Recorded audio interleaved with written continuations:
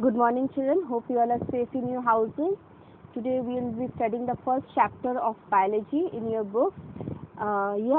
Before we start with the chapter, we are going to just do an introduction and then we are going to start with the chapter. Now, before we start, you know that living matter, all matter is made up of atoms. So, matter is anything that can be perceived by our senses, right? And so, even we are matter. Living organisms are also matter. So you have heard about living organisms are made up of cells. So how can they be made up of cells also and atoms also? So let's see that in this picture. Okay, all right, children, I'll be speaking a little faster.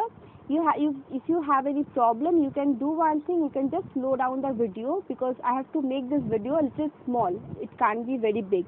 All right. Okay.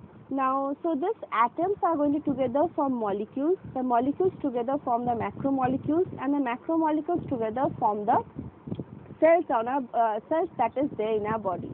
Now, cells you have heard about. Cells are of two types. That is our plant cell and the animal cell. Now, this plant cells and animal cells or whatever cells are there, if they perform one particular function, they are going to come together to form the tissue.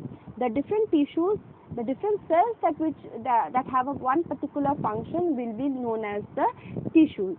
Now, the tissues are going to form the organs. The organs that you have heard about is lungs, kidney, liver, heart, brain. Just try to think of some more organs, and you know the organs are going to together form the organ system. So also you think about the different organ systems that the organs that you have thought of is going to be making. Now, this organ systems together form the organism. It can be living organisms, can be plants or animals. Now, this organisms together forms the population. That is the number of one particular organism. Say in a particular area there are 10 human beings. So that is the population of human beings of that particular area. Now, if those 10 human beings also have one cat. Now, together with this cat and the human beings are going to be known as a community. Now, these organisms who are there in that particular area, say these are the 10 human beings. Along with that, they also have a cat. Now, this is the community, but these people are not there alone. They also have air over there. So that interaction with the air, everything together, we are going to call it the ecosystem. Now, the different living organisms are not only there in one particular place, it is there all over the world. So if I consider all the living organisms from all over the world, we call it the biosphere.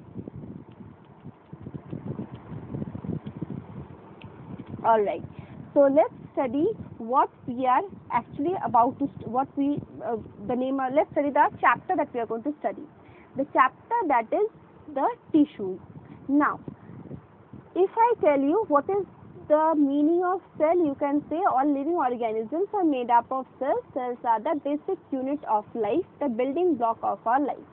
But then what are tissues? Tissues are large groups of cells that are grouped together. But it is not only that. Tissues are going to be groups of cells which perform the same function with similar function. So groups of cells with similar function is known as the tissue. That's the definition of tissue. Tissues can combine to form the organs. Next, we see the different types of tissues.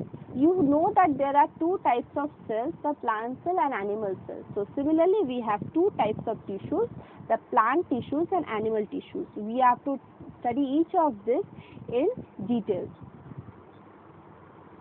Now, the next thing we are going to study is, this is the end of the class. This is your homework. You are going to write down these 3 questions in any copy.